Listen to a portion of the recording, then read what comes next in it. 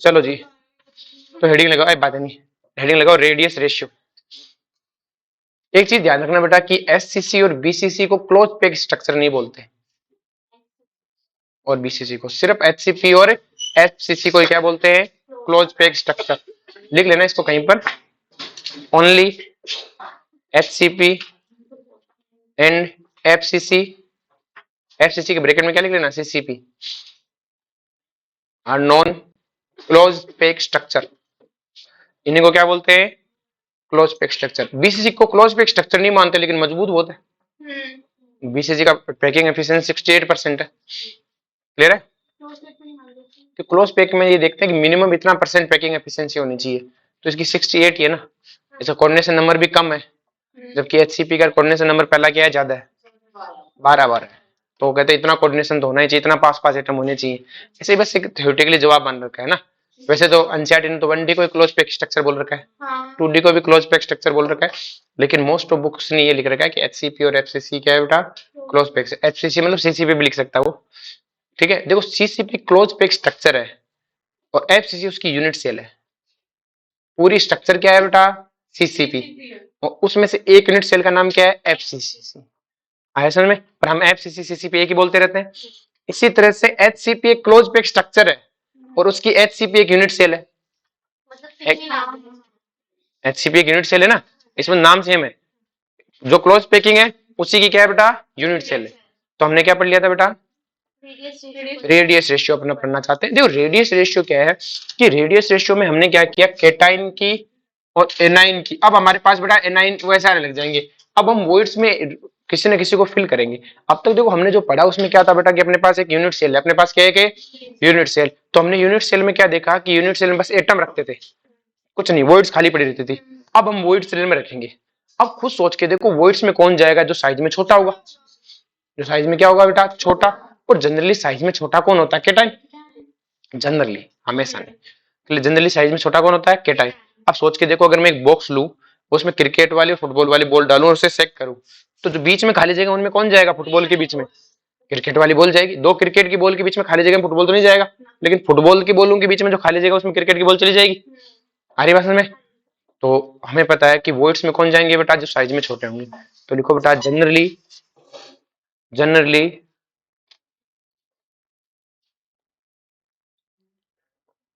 radius of cation, generally radius of cation is smaller than radius of anion. Radius of cation is smaller than radius of anion. लिख लिया? Next देखो बेटा, अब देखो हम क्या करते हैं बेटा, रेडियस रेशियो का हमने क्या अरेंजमेंट किया बेटा, ठीक है, एक टेबल बना लो, रेडियस रेशियो,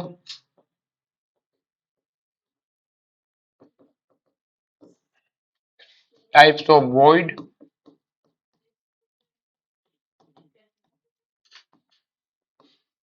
ये रेशियो बेटा 0.155 से 0.225, ठीक है। इसमें हमारी जो वॉइड आती है ट्राइगोनल वॉइड्स, कौन सी आती है बेटा, 0.225 से 0.414। इसमें हमारी आती है बेटा स्क्वायर वॉइड्स, कौन सी आती है बेटा, स्क्वायर वॉइड्स। सेम रेशियो है बेटा 0.225 से 0.414, इसमें आती है टेट्राइडल वॉइड्स, कौन सी होती है, सेम 0.414 से 0.732 तक आती है ऑक्ट्राइडल वॉइड्स, और 0.732 से 1 कौन आता है बेटा, क्यूबिक वॉइड्स, कौन सी आती है, क्यूबिक वॉइड्स, या जिसे सिंपल वॉइड्स बोलते हैं। हरी भाषा में कोई दिक्कत इसमें? ये हमारी वॉइड्स रेशियो। अब इसमें क्वेश्चन कैसा आता है कि देखो बेटा मुझे पता है रेडियस रेशियो क्या है, साइज ऑफ केटाइन और साइज ऑफ एनाइन का रेशियो है, क्लियर है। अब मैं कहता हूं कि रेडियस रेशियो मैक्स, अब हमें कौन सी वैल्यू लेनी चाहिए भाई, बीच में आएगा तो इसके बीच में, लेकिन मान लो मुझे एनाइन की रेडियस दे दे और कहते हैं ट्राइगोनल वॉइड के लिए केटाइन की रेडियस निकालो, तो मैं इससे लूं कि इससे लूं, दोनों से आंसर लगाएगा, तो अगर मुझे कह दे कि एनाइन की रेडियस मिनिमम है, क्लियर है, या फिर कह दे कि कैटाइन की रेडियस मैक्सिमम है, तो कौन सी वैल्यू लूंगा बेटा? मैक्सिमम वाली। कौन सी वैल्यू लूंगा? ये वाली वैल्यू, ये वाली वैल्यू लूंगा। आ रही बात में? लेकिन अगर मुझे कह दे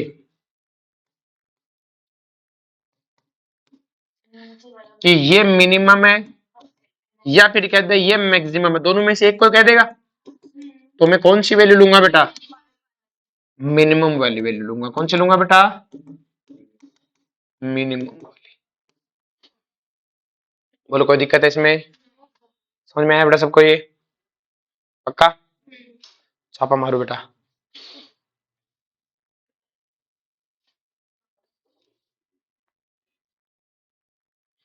लिखो बेटा।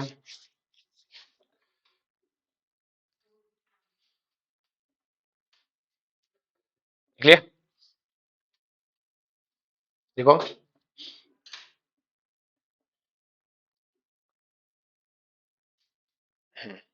क्वेश्चन लिखो।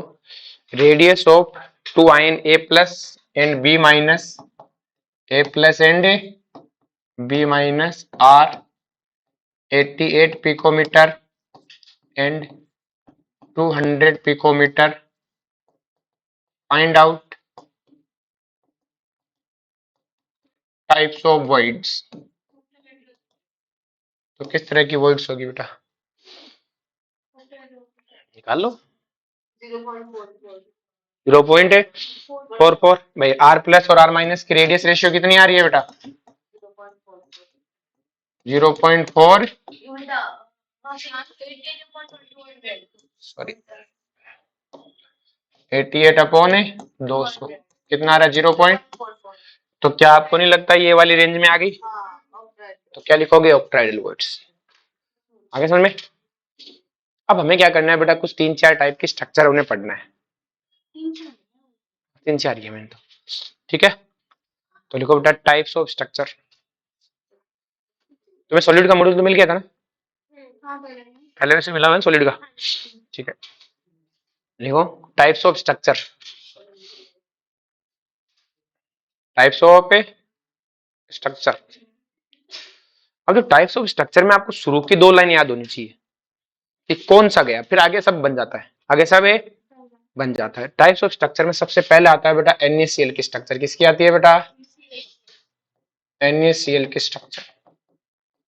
अब जो NaCl की स्ट्रक्चर है इसे रॉक साल्ट स्ट्रक्चर बोलते हैं। क्या बोलते हैं? Rock salt structure. तो कहीं पे भी लिख दिया कि following compound follow rock salt structure, मतलब वो कंपाउंड NaCl जैसी स्ट्रक्चर रखता है। क्लियर है? क्या बोलते हैं? Rock salt structure. अब याद क्या रखना है? देखो ध्यान से, बस इतना सा लाइन याद रखना है। ये जो शुरू वाली 2 लाइन लिखना हो नहीं, कि Cl माइनस जाता है FCC मैनर में। किसमें जाता है? FCC मैनर, मतलब जैसे यूनिट सेल बनी हुई है FCC। और जो Na प्लस है वो जाता है ऑक्ट्राइडल वॉइड्स में। नो, ऑक्ट्राइडल वॉइड्स में। बस इससे ज्यादा कुछ भी नहीं याद रखना। अब आगे कुछ कुछ उससे बना सकते हो। अगर FCC एक यूनिट सेल में जाता है तो अगर Cl माइनस, तो एक FCC यूनिट सेल में कितने Cl माइनस होने चाहिए? 4। कितने होने चाहिए? 4। तो क्या लिखोगे? 4 Cl माइनस इन 1 यूनिट सेल।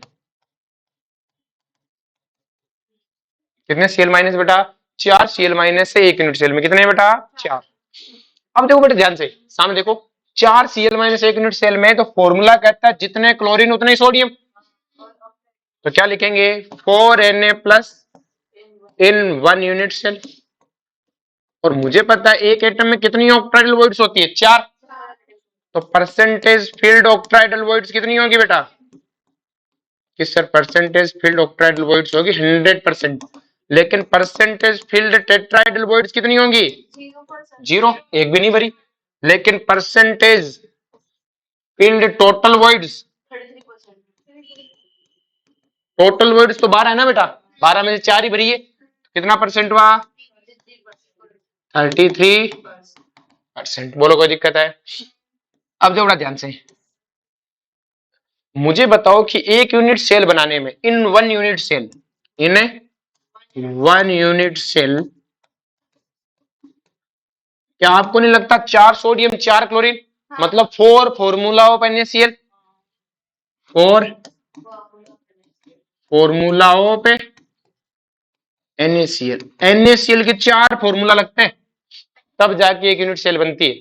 मतलब एक NaCl से एक यूनिट सेल है, कम से कम 4 NaCl तो चाहिए ही चाहिए अगर आपको एक यूनिट सेल बनानी है तो इफेक्टिवली, वो भी, वरना तो और भी ज्यादा चाहिए। आ रही बात में? बोलो कोई दिक्कत है इसमें? कि सर कोई दिक्कत नहीं, 4 फॉर्मूला ऑफ NaCl जितना लग जाता है इफेक्टिवली एक यूनिट सेल बनाने में। अब आता है कोऑर्डिनेशन नंबर। कोऑर्डिनेशन नंबर ये Na, देखो आपको वॉइड्स का फिक्स करना है कि Na प्लस किसमें गया है बेटा, ऑक्ट्राइडल वॉइड्स में। किसमें गया है? 6। तो इसका तो कोऑर्डिनेशन नंबर 6 फिक्स है, क्योंकि वॉइड बनी तभी थी जब 4 और 6 एटम थे। अब Cl माइनस की बात करते हैं। अब वो वाली वॉइड्स वो नहीं लेना है, कोऑर्डिनेशन नंबर जो आप पढ़ते हैं वो न्यूट्रल की थी। किसकी थी? न्यूट्रल की। FCC में जो 12 पढ़ के आए थे वो न्यूट्रल की थी। किसकी थी? अब देखो ध्यान से कि ये हमारे पास क्या है बेटा, क्यूब है अपना। अगर इस क्यूब में आप ध्यान से देखो, ये आपका क्लोरीन है, ये आपका कौन है बेटा? क्लोरीन। कॉर्नर पे वही है। और ये कहां पे होती है बेटा? ऑक्ट्राइडल वॉइड एक सेंटर पे होती है, यही है बेटा। और बेटा इसका पड़ोसी अब यही हो गया। कितनी दूरी पर है?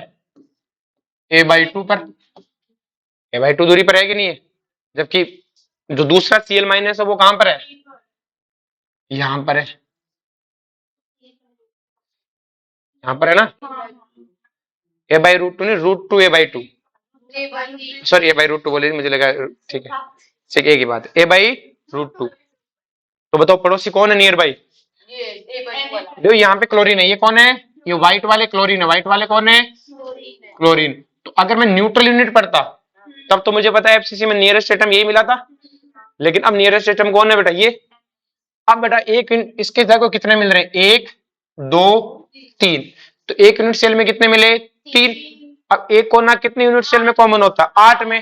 तो 8 में कितना मिलेगा? 24। लेकिन हमारा पड़ोसी किस पे बेटा? एज पे। और एक एज का कॉन्ट्रीब्यूशन 1/4, तो 24 इंटू 1/4 6।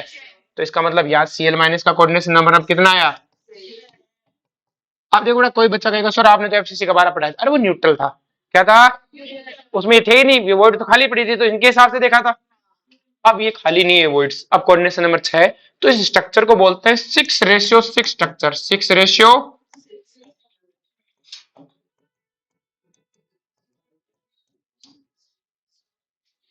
याद हो जाएगा। अब देखो शुरुआत की 2 लाइन याद है तो बाकी सब खुद से बना लोगे। और घर पे बनाना भी बेटा ऐसे ही है, घर पे बनाना भी ऐसे ही है। बोलो कोई दिक्कत है?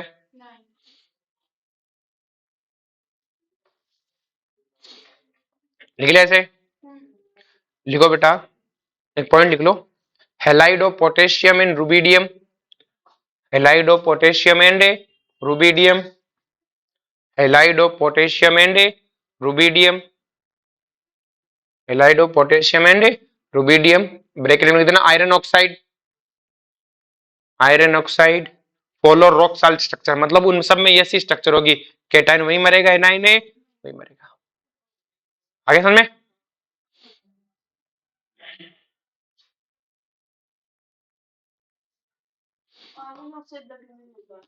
अरे आयरन ऑक्साइड ब्रैकेट में नहीं लिखवाया है, इसने लिखा है ब्रैकेट में, क्या करूं? क्या बोला? ऐसे बोला था क्या? ठीक है चलो माफी कर मांगता हूँ अपने आप से। चलो जी नेक्स्ट लिखो। अरे लाइन वाइज लिख ले यार। हेलाइड ऑफ क्या बोला था? Potassium rubidium and iron oxide. चले आगे, आई बात नहीं। नेक्स्ट लिखो बेटा caesium chloride structure. Caesium chloride,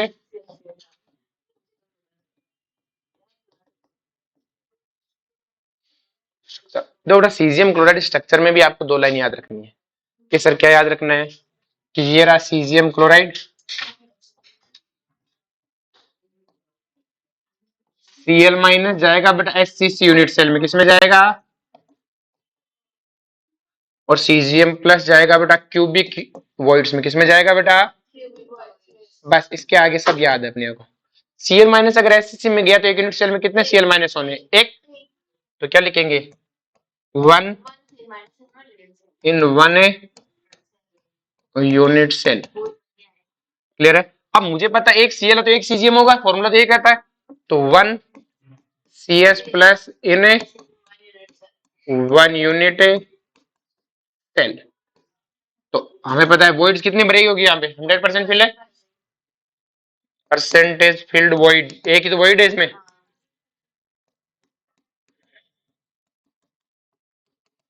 one unit cell, one formula of है, एक फॉर्मूले में काम बन जाता है। अब हमें केटाइन का पता है, सीजीएम बनना ही वॉइड्स में गया, बनना ही क्या बेटा? इसका कोऑर्डिनेशन नंबर कितना है? 8। कोऑर्डिनेशन नंबर कितना है? 8 है। अब बेटा मुझे पता है,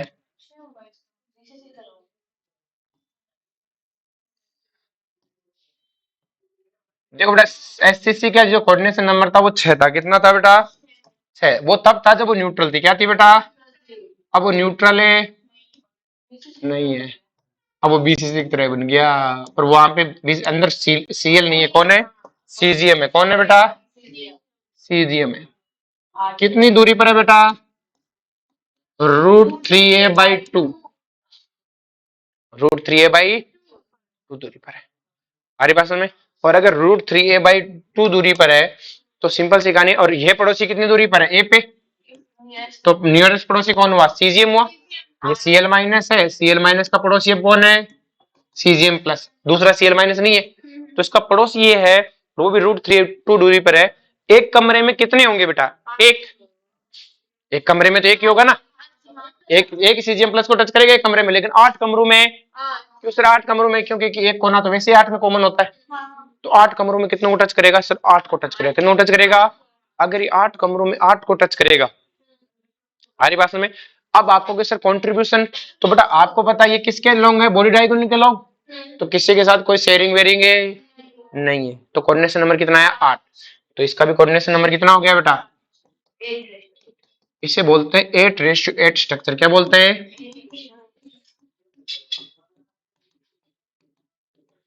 अब बेटा यहाँ पे अगर मुझसे केटाइन और एनाइन का रेशियो पूछ ले, रिलेशन पूछ ले, ध्यान से, केटाइन और एनाइन का क्या पूछ ले? रिलेशन। तो अगर मैं यहाँ पे इन दोनों को देखूं तो इसे बोलूंगा रेडियस ऑफ केटाइन और रेडियस ऑफ एनाइन, ऐसे ही आएगा। R प्लस प्लस RA और √3a/2। क्या ये समझ में आया? क्या कैसे लिखा है? नहीं समझ में आया तो समझा देते हैं।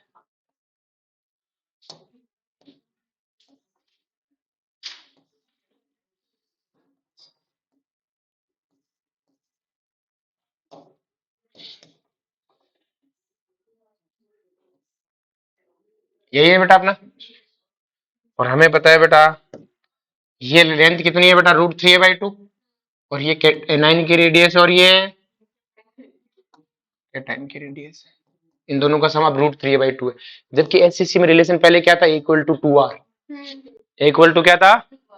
2r। क्यों? क्योंकि उस वक्त केटाइन नहीं था ना बेटा, सिर्फ एनाइन भी नहीं थे, न्यूट्रल थे। क्या थे? न्यूट्रल थे। और एक एनाइन का पड़ोसी दूसरा एनाइन तो कभी नहीं होना, क्योंकि एक दूसरे को रिपेल करते हैं ना। क्लियर है? समझ में आ गया बेटा ये चीज? छाप लो बेटा इसे।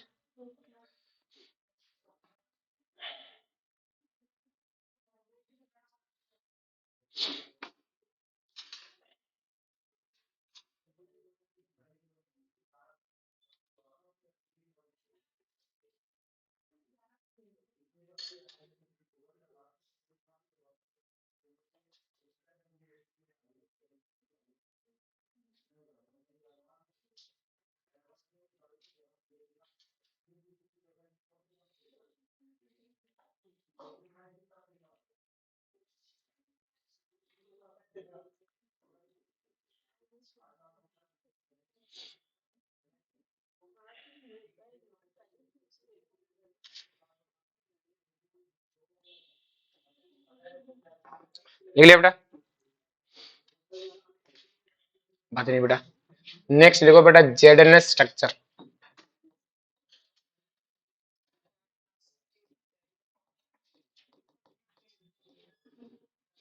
स्पेल लिखो बेटा। अब देखो जेडएनएस स्ट्रक्चर, अब देखो ये तीनों दोनों स्ट्रक्चर याद होनी चाहिए। पहले वाली दोनों स्ट्रक्चर क्या होनी चाहिए बेटा, याद।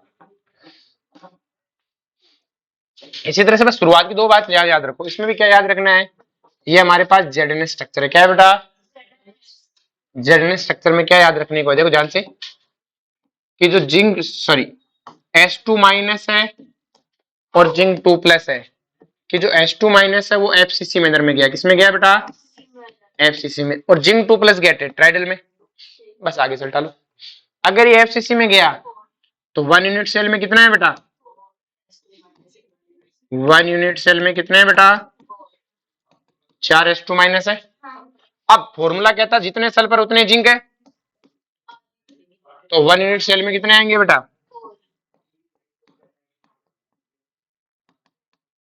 कितने आएंगे बेटा, 4। बोलो कोई दिक्कत है। अगर 1 यूनिट सेल में ये 4 है, तो अब मुझे बताओ एक सेकंड, परसेंटेज फील्ड टेट्राइडल वॉइड्स कितनी आएंगी बेटा, कितना, 50%। क्यों, क्योंकि सर हमारे पास टोटल 8 थी। टोटल कितनी थी, 8 में से 50% भरी हुई। ऑक्टाइडल कितनी भरी हुई है, 0। ऑक्टाइडल कितनी भरी हुई है, 0, कि ऑक्टाइडल में तो गया ही नहीं है। परसेंटेज फील्ड ऑक्टाइडल वॉइड्स कितनी है, 0%। लेकिन परसेंटेज टोटल कितनी फील्ड है, टोटल वर्ड्स कितनी है बेटा, 30। अब मुझे बताओ कि एक यूनिट सेल कितना रखता है, 1 यूनिट सेल क्या है बेटा, 4 जेडएनएस से बनेगा। तो क्या लिखेंगे, 4 फॉर्मूलाओं पे जेडएनएस। अब ध्यान से, जिंक 2 प्लस किसमें गया, टेट्राइडल वॉइड्स में, तो इसका कोऑर्डिनेशन नंबर कितना है बेटा, 4। बोलो कोई दिक्कत है। अब बात करते हैं H2 माइनस की, किसकी करते हैं बेटा, H2 माइनस की। अगर मैं H2 माइनस की बात करूं कि H2 माइनस किसमें गया है बेटा, FCC में। किसमें गया है, FCC में। तो देखो ध्यान से,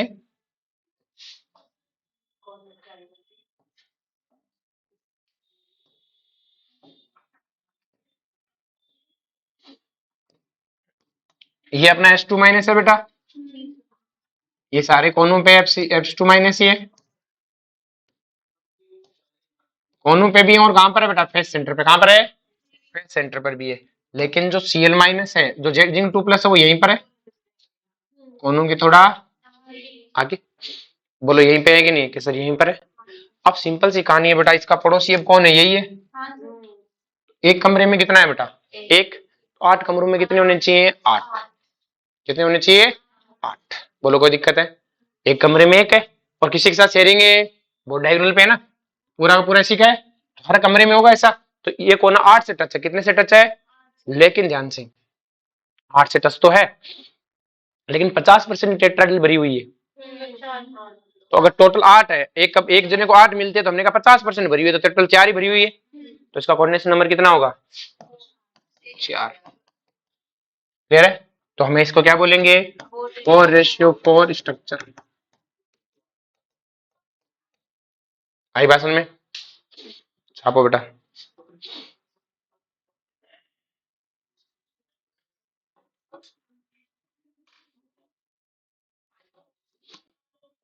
जैसे नेक्स्ट वन पढ़ते हैं, इधर देखो, Na2O स्ट्रक्चर कौन सी है बेटा,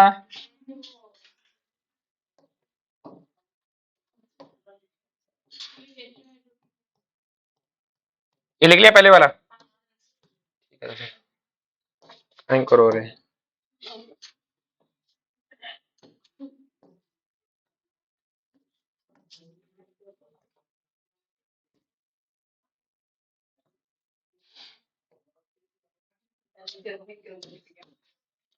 अपने पास क्या है बेटा, Na2O। क्या है बेटा, Na2।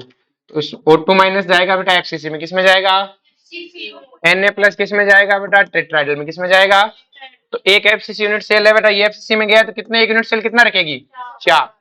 अब एक यूनिट सेल 4 रखेगी तो Na2 प्लस है, कोऑर्डिनेशन नंबर कितना है बेटा, 4। लेकिन बेटा मुझे पता है ऑक्सीजन 4 है, ऑक्सीजन कितना है, 4। तो 4 दूनी कितना हुआ, 8। तो एक यूनिट सेल में ये कितना आएगा 8, क्योंकि फॉर्मूला कहता है दुगना है, ऑक्सीजन से दुगना होगा।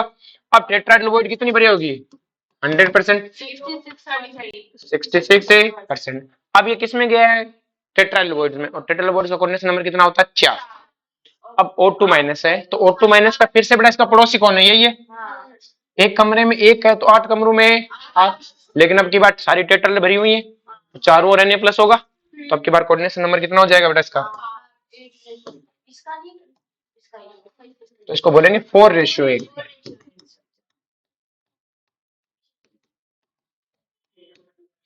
समझा, छापो।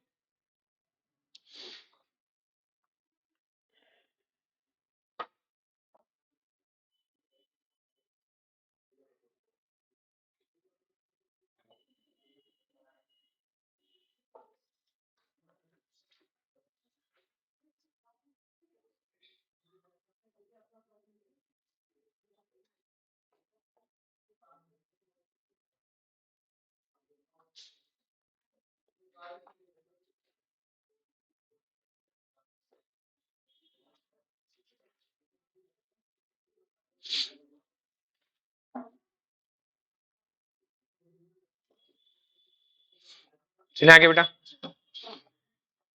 यहाँ तक हो गया बेटा। नेक्स्ट लिखो, हाँ फोर फॉर्मूला यू 4 Na2 ही तो आएंगे।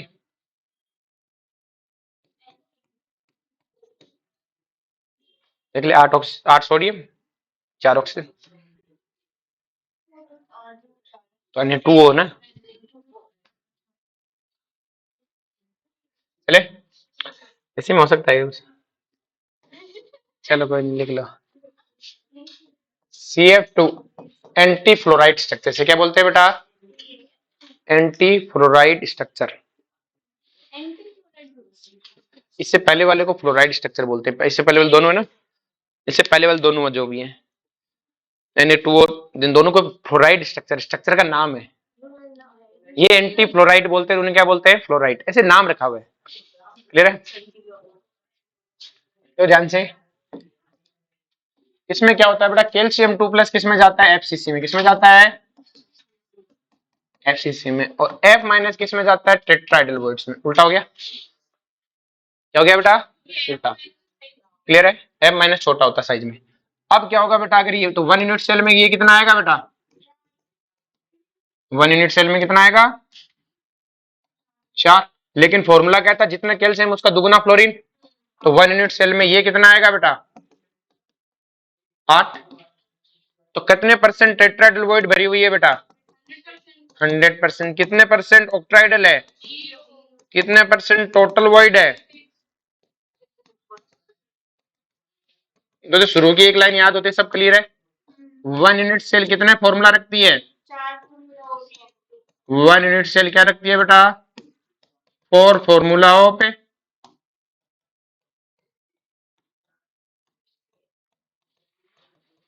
यूनिट सेल 4 फॉर्मूला रखती है यूनिट सेल के। कोऑर्डिनेशन नंबर F- का कोऑर्डिनेशन नंबर कितना है बेटा 4, क्योंकि टेट्राहाइड्रल वॉइड्स है। अब बेटा कैल्शियम 2+ है, उसके चारों ओर कितने बेटा 8 टेट्राहाइड्रल वॉइड्स आएंगी, और 8 की 8 भरी हुई है, तो इसका कोऑर्डिनेशन नंबर अब की बार क्या आएगा 8। अब की बार इससे बोलेंगे 8:4 स्ट्रक्चर, दोनों में डिफरेंस समझो बेटा, पहले के टाइम पे नहीं, वो 4:8 था, ये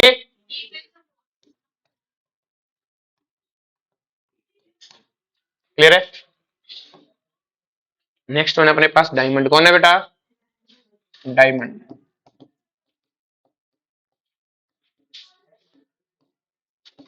डायमंड में जो एफसीसी मैनर होता है उसमें जाता है कार्बन, कौन जाता है, कार्बन। और इसके जो टेट्राइडल वॉइड्स होती हैं उसमें भी कौन जाता है बेटा, कार्बन। लेकिन इसकी 50% फील्ड होती है, 50% टेट्राइडल वॉइड्स आर, हमसे ये पूछ लेता कितने परसेंट फील्ड है, तो पूरा कार्बन का ही बनाओ, ठीक है। अब बेटा इसका जो पैकिंग फ्रैक्शन है ना, कितना होता होगा, तुम्हें क्या लगता है, पैकिंग एफिशिएंसी कितनी होती होगी, 34%। अरे ये मजबूत है, मतलब तो ना अंधों में काना राजा, बहुत मजबूत है, लेकिन बहुतों से मजबूत नहीं। अपन इसको सबसे क्या बोलते हैं, सबसे ज्यादा मजबूत क्या है ये बेटा, एलिमेंट, हमें एलिमेंट है जो मिला हुआ है। डायमंड एक कोई मेटीरियल है जो सबसे ज्यादा मजबूत है, लेकिन ये बहुत सी चीजों से मजबूत है नहीं है। अगर कोई मॉलिक्यूल जिसके पास एफसीसी स्ट्रक्चर है उसकी पैकिंग इससे मजबूत है, इसकी पैकिंग इससे क्या है, सबसे हार्डेस्ट नहीं है बेटा ये। अगर ये सबसे हार्डेस्ट हो तो इसको तोड़ा नहीं जा सकता था ना, तोड़ देते हैं ना इसको, क्लियर है। ये बहुत मजबूत है, लेकिन बहुतों से मजबूत है नहीं है, क्लियर है। पैकिंग फ्रैक्शन 34% ही है इसकी। ठीक है ना, पैकिंग फ्रैक्शन कितनी है इसकी, 34%। आधा खाली पड़ा है ना बेटा स्ट्रक्चर, आधा क्या पड़ा है, खाली। अंधों में खाना राजा है। दुनिया अर्थ पे मौजूद सबसे हार्डेस्ट मटेरियल है नहीं है ये, क्लियर है। पैकिंग फ्रैक्शन 34% ही है इसका, अभी निकाल देंगे, चले आगे। मजबूत जो अपने जो नॉर्मल लाइफ में जितने भी चीजें उनमें बहुत मजबूत है। सबसे हार्डेस्ट है, इससे हार्डेस्ट है ना अपन को, है ना जो मीटियोर्स ना उनसे मिला है, उनको जो चीज मिली है, कहाँ से मिला है, मीटियोर। हाँ तो बड़े बड़े होते हैं ना। अच्छा तो वहाँ कहाँ गए थे मिलने,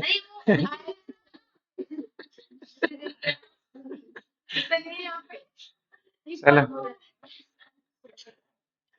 चलो नेक्स्ट दो बड़ा ध्यान से कि हमारे पास जो 6:6 स्ट्रक्चर है,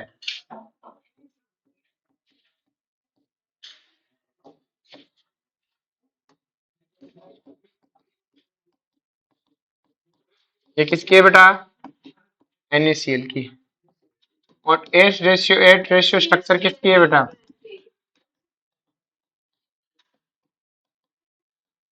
जो बेटा अगर मैं हीटिंग करूं, क्या करूं बेटा, हीट करूं, तो ये इसमें कन्वर्ट हो जाता है, मतलब इस टाइप की स्ट्रक्चर ले लेता है, ऐसे नहीं कि सीजियम क्लोराइड NaCl बन जाता है। ये बता रहा हूँ, तुम में से कोई पूछ ले कि अच्छा सर फिर तो सीजियम क्लोराइड को नमक बना लिया आपने, तो मटेरियल बदल दिया। इस टाइप की स्ट्रक्चर बन जाती है, इस टाइप की। किस सर कैसे, क्योंकि हीट करने से क्या होता है बेटा कि मॉलिक्यूल्स दूर दूर जाएंगे बेटा, कोऑर्डिनेशन नंबर कम हो जाएगा, कोऑर्डिनेशन नंबर क्या हो जाएगा, कम। हमारी बात में हीटिंग से क्या होता है, due to heating coordination number है डिक्रीज, तो अपन क्या लिखेंगे, due to heating coordination number decrease. Coordination number क्या हो जाता है बेटा, डिक्रीज हो जाता है।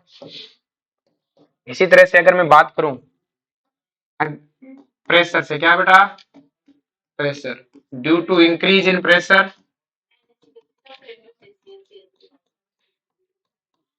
Coordination number increase.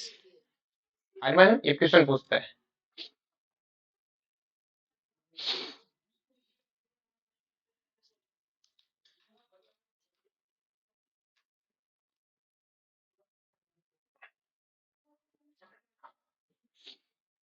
कई दिनों बाद आज से पढ़ाने में फील से आ रही है ना, फ्री फ्री बस।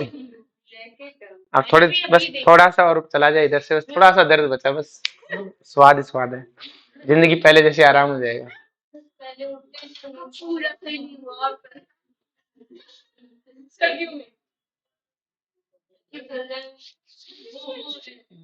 चलो जी लिखो,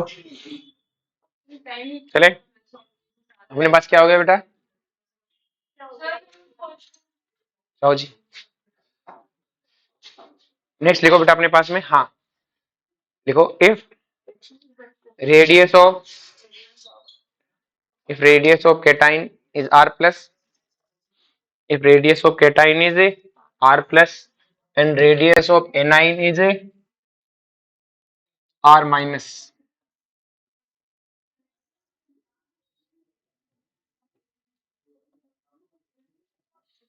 radius of cation is a r minus, लिख लिया?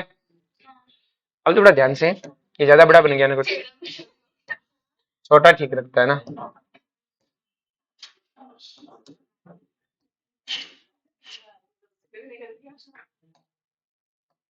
ये लिखो सर,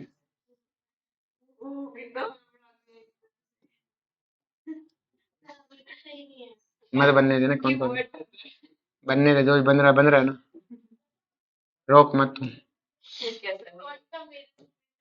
अब थोड़ा ध्यान से, ये अपने पास क्या है बेटा कि अपन केस फर्स्ट लिखो, when cation occupy octahedral voids, cation occupy octahedral voids and anion occupy FCC। तो अगर बेटा anion तो कहां पर है बेटा? यहां पर है। और केटाइन कहां पर है बेटा? octahedral voids में। ऐसा ही कुछ होगा। अब जो बेटा ध्यान से, ये आपके पास केटाइन है बेटा, आपके एनाइन है, और बीच में हमें पता है एज सेंटर पे कौन आता है? ऑक्टाइडल वॉइड्स। बोलो होगा कि नहीं होगा? कि सर ऑक्टाइडल वॉइड एक बीच में भी होता है। यहाँ पर भी तो होता है ना, लेकिन बीच में यहाँ पर टेट्रा भी आ जाता है, तो इधर से रिलेशन नहीं निकाल सकता ना। बीच में रिलेशन निकाल सकता हूँ क्या? नहीं, क्योंकि बीच में कोई और आ जाता है ना, इधर से परफेक्ट रिलेशन आएगा।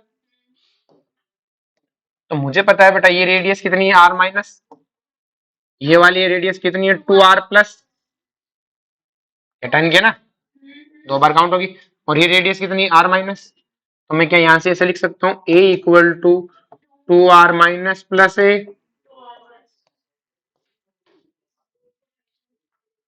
बोलो कोई दिक्कत है? लिख सकते हैं नहीं लिख सकते? 2r प्लस प्लस ए 2r माइनस, इस तरह से रिलेशन आ सकता है। तो ये रिलेशन कहां पे आएगा? NaCl स्ट्रक्चर में। NaCl स्ट्रक्चर में यही तो है। Cl कहां गया था? Na प्लस कहां गया था? ऑक्टाइडल वॉइड्स में गया था। और Cl माइनस कहां गया था? टेट्राइड, सॉरी Cl माइनस FCC में। Cl माइनस कहां गया था? FCC में, और Na प्लस ऑक्टाइडल में। अब हमें पता है कि सर FCC में तो ये रिलेशन होता है नहीं, FCC का तो रिलेशन हमने पढ़ा है √2 इक्वल टू 4r। वो न्यूट्रल्स के लिए, किसके लिए है? जैसे चार्ज जाएंगे केटाइन एनाइन आएगा। अब यहाँ पर भी एटम है, पर यहाँ वो Cl माइनस है, इस पे भी तो एटम है Cl माइनस का। अरे बात, लेकिन जो फेस सेंटर वाला है वो इसको टच नहीं कर रहा। क्यों? क्योंकि दोनों एनाइन है। दोनों क्या है? ये इसको टच है। FCC में यही तो है, फेस सेंटर पे एटम होना चाहिए, टच की बात थोड़ी हुई थी,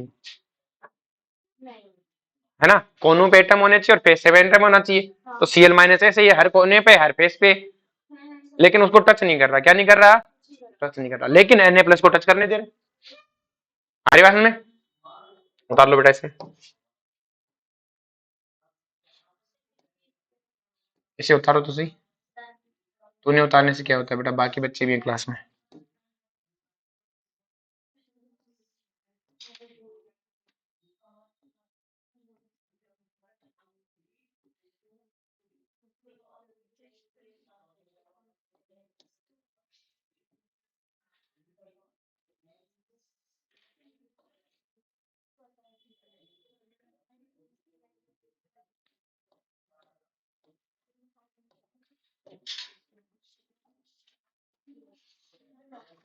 जो बड़ा ध्यान से देखो केस 2 में, when A9 occupy FCC, when A9 occupy FCC,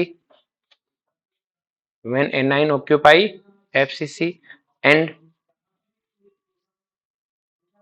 cation occupy टेट्राइडल voids.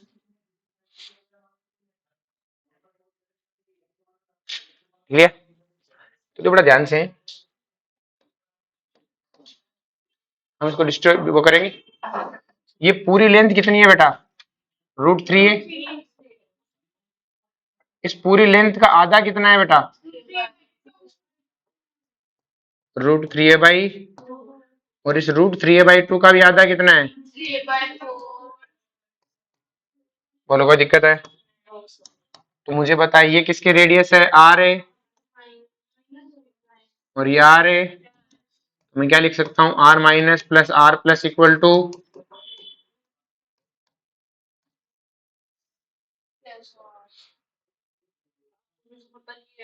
ये थोड़ा सा अपन ने क्या मान रखा है इसमें? अप्रोक्सीमेशन मान रखा है कि बराबर डिस्ट्रीब्यूट हो रही है। क्या बराबर की डिस्ट्रीब्यूट हो रही है? बराबर। थोड़ा बहुत ऊपर नीचे चलेगा, फ्रैक्शन एकदम फिक्स नहीं है, फ्रैक्शन एकदम फिक्स है नहीं है, थोड़ा बहुत ऊपर नीचे चलेगा, लेकिन नियर बाई इसी के अराउंड बना रहेगा। क्योंकि थोड़ा बहुत हो सकता है ऑक्टा बड़ा हो, बराबर ना बटे हो, थोड़ा ऑक्टा छोटा हो, ज्यादा बट गया हो, लेकिन नियर बाई इसी के पास जाएगा। फिर वो तो एटम टू एटम वेरी करने वाली बात होगी। आ रही बात समझ में?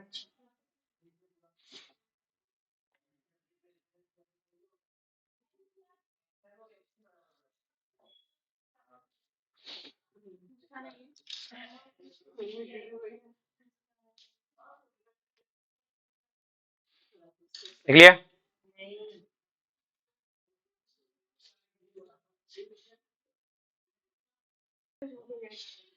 बड़ा सिंपल सी कहानी है। आपको डिफेक्ट्स पढ़ना है, डिफेक्ट्स अपन सीधा इससे पढ़ लेते हैं ना। तो अपने पास क्या है, एक तो बड़ा इसमें क्वेश्चन पूछ लेता है, ये वाला तो मैंने बता दिया था तुमको, 6√r³ होता है। तो बड़ा इसमें हमें क्वेश्चन क्या पूछ लेता है, जैसे मेरे पास ये हेक्सागोनल है, क्या है बेटा? हेक्सागोनल में ये पहली लेयर है, ये दूसरी लेयर है, ये कौन सी लेयर है बेटा? तीसरी। उसके बाद में चौथी लेयर आएगी, फिर एक पांचवी। तो हमसे कह दिया कि फर्स्ट और फोर्थ लेयर के बीच की डिस्टेंस बताओ। तो आपको पता होना चाहिए ए बी ए, एक यूनिट सेल बन गई। फिर कौन आएगी? बी ए, तो ये फर्स्ट, ये सेकंड, ये थर्ड, ये फोर्थ। तो तीन लेयर की मिलके एक हाइट होगी बेटा, एक यूनिट सेल बनेगी। हेक्सागोनल ऐसे तो बनता है। अब चौथी कहां पे आएगी बेटा? ऊपर। तो अगर अब देखो ध्यान से, फिर से देखो ए बी ए, तो ये भी तो एक यूनिट सेल है कि नहीं? देखो इसको मिला के, इन तीनों को मिला के एक यूनिट सेल बनी है। तो इसकी पूरी हाइट कितनी है बेटा? एच। तो आधी कितनी हुई बेटा? तो पहली और चौथी के बीच की हाइट के डिफरेंस कितना? 3h/2। और पहली और बेटा अगर इसमें पांचवी पूछ ली तो 2h। ऐसे मत करना कि सर ये तो एक यूनिट सेल होगी, अब यहाँ से स्टार्ट करो, नहीं, यूनिट सेल इसके ऊपर से शुरू हो जाती है, क्योंकि ये वाली लेयर दोनों यूनिट सेल के लिए कॉमन है ना बेटा, ये दोनों के लिए क्या है बेटा? कॉमन है। आगे बात समझ में? ऐसा क्वेश्चन पूछ सकता है। नहीं लिखना की जरूरत है क्या?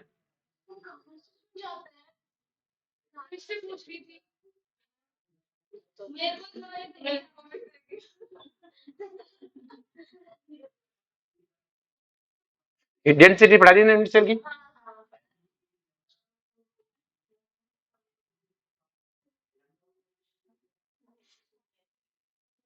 अब जो पैकिंग एफिशिएंसी ऑफ डायमंड की बात कर लेते हैं, वैसे सीधा डायरेक्ट लिखवा दिया था, पूरा देख भी सकते हो। तो बेटा पैकिंग एफिशिएंसी ऑफ डायमंड की बात करें तो डायमंड में 4 एटम तो जाते हैं एफसीसी में, किसमें जाते हैं भाई? डायमंड में कार्बन एटम किसमें जाता है? एफसीसी में। तो यूनिट सेल में कितने एटम हुए? 4 एटम तो एफसीसी हुए, और हाफ ऑफ टेट्राहेड्रल बॉन्ड भरी होती है। टोटल कितनी होती है? 8। तो कितनी भरी हुई? 4। तो टोटल एटम कितने हो गए? 8। टोटल एटम कितने हो गए? 8। अब जो बेटा ध्यान से, यहाँ पे अगर मैं रेडियस रेशियो लूंगा तो मेरा नियरेस्ट एटम यही आएगा भाई। ये मेरे पास कोने का एटम और ये है साउंडिंग एटम। तो क्या मेरा नियरेस्ट एटम यही है कि नहीं है? इसलिए मेरा नियरेस्ट एटम वही पढ़ के आए थे कि अगर आपका एक एटम कोने पे गया और एक एटम कहां पे आया बेटा? टेट्राहेड्रल बॉन्ड्स में, तो ये रिलेशन कितना आएगा बेटा? ये 2r equal to √3a/4। A equal to कितना है? 2r/√3, 8r/√3।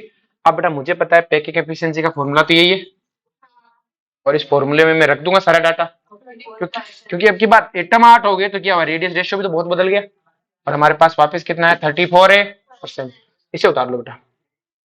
एक काम करो, मैं पीडीएफ दे दूंगा, घर से आराम से उतार लेना। हाँ,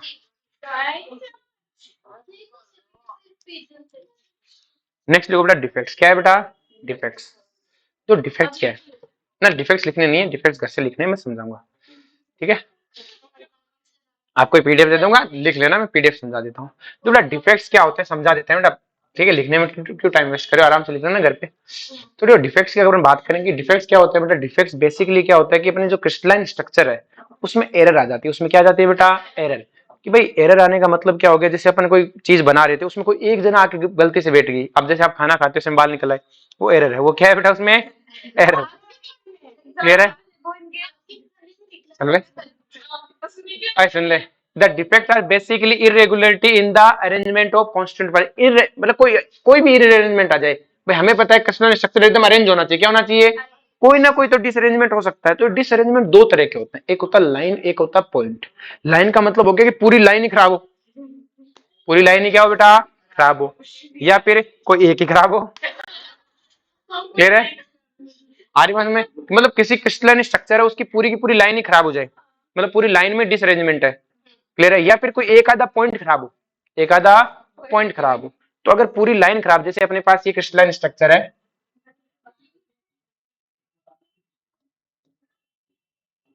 ऐसा होगा अरेंजमेंट। अगर एक पूरी लाइन ही क्या हो जाए? डिसअरेंज हो जाए, तो क्या बोलते हैं? Line structure.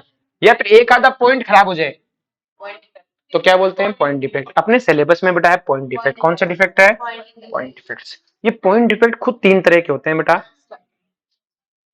कौन कौन से होते हैं बेटा? Point defects are of three type. कितने टाइप के हैं बेटा? तीन टाइप के। कि कौन कौन से टाइप से बेटा? ज्यादा फट तो नहीं रही, नहीं ब्लर तो नहीं हो रही? नहीं, अच्छा पास से लेकर आएगा, ठीक है। तो पॉइंट डिफेक्ट्स बेटा क्या है? तीन तरह के होते हैं। कि सर कैसे? कि जो पॉइंट डिफेक्ट्स है उसमें एक होता है स्टोइकियोमेट्रिक डिफेक्ट्स। क्या होता है बेटा?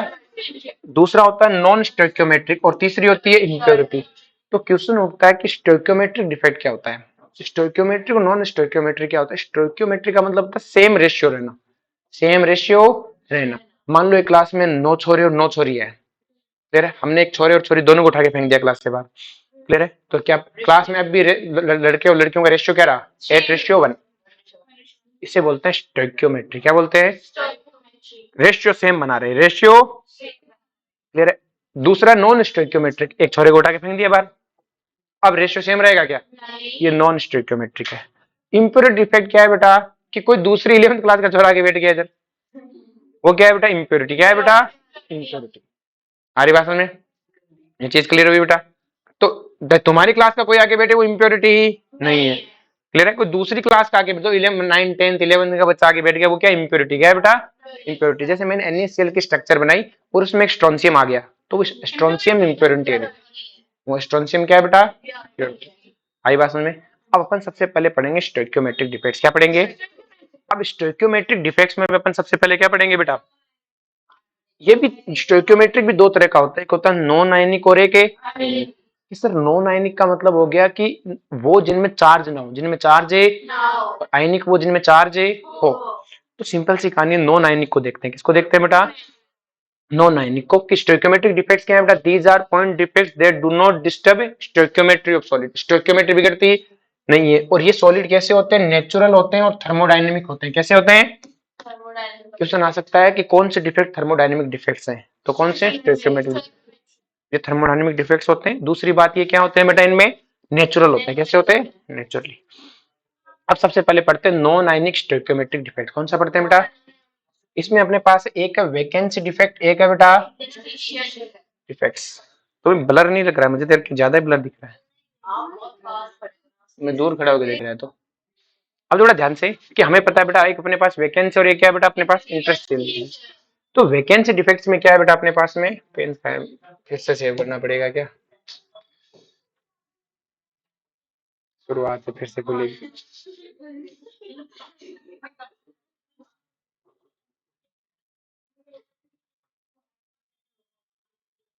चलो जी कोई ना।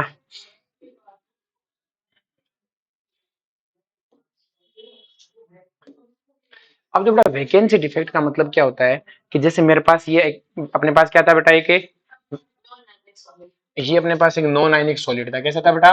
Non ionic solid. Non ionic solid था जिसमें सब एक अरेंजमेंट था इस तरह से। इस लाइन में ए थे, इसमें बी है, इसमें ए, इसमें बी। अब क्या हुआ बेटा? एक बी अपनी जगह छोड़ के चला गया, एक बी अपनी जगह छोड़ के चला गया, एक बी चला गया। अब इस स्टोइकियोमेट्री तो एक बी जाएगा, तो साथ में एक ए बी अपनी जगह छोड़ के चला गया। इससे हम क्या बोलेंगे बेटा? Stoichiometric defect. लेकिन इस डिफेक्ट में हुआ क्या? वैकेंसी बनी है। क्या बनी है? रेशियो सेम बना रहा, एक ए गया तो एक बी भी चला गया, रेशियो सेम बना रहा। और साथ में क्या हुआ बेटा?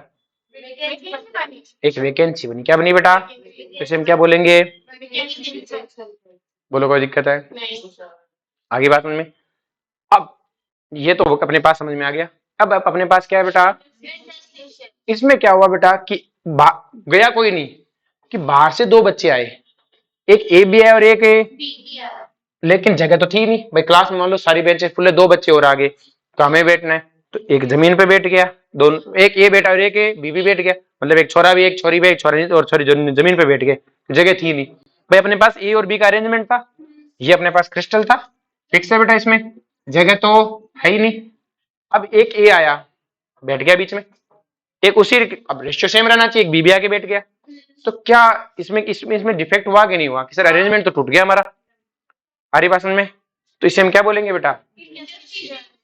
अब इस डिफेक्ट्स में हुआ क्या बेटा, कि सर इस डिफेक्ट्स में क्या हुआ कि यहां से जब मैं यहां पे गया तो मुझे एक बात बताओ, क्या वॉल्यूम बदली क्या यूनिट सेल की, कि सर वॉल्यूम तो नहीं बदली भाई, क्लास में से एक छोरा और छोरी को उठा के फेंक दे बाहर, तो क्या क्लास की वॉल्यूम तो फिक्स है, लेकिन क्या क्लास का मास कम हो गया कि नहीं हो गया, क्योंकि यहां से यहां जाने पे मास कम हो गया, क्या हो गया बेटा, मास कम हो गया, तो क्या वैकेंसी डिफेक्ट्स में डेंसिटी घट गई, जबकि इंटरस्टिशियल डिफेक्ट में क्या हुआ बेटा, यहाँ पे वॉल्यूम तो फिक्स रही, लेकिन बाहर से एक छोरा और छोरी क्लास में आ गई तो मास बढ़ गया, वॉल्यूम वही है तो डेंसिटी, तो क्या हो गया बेटा, ये तो डेफिनेशन है, when some constant particle occupy interstitial side due to this defect density increase, और इसमें क्या है बेटा, कोई कांस्टेंट पार्टिकल क्या अगर अपने लेटिस साइड को छोड़ के चला जाए, तो इसमें क्या हो गया, due to defect density decrease होगी।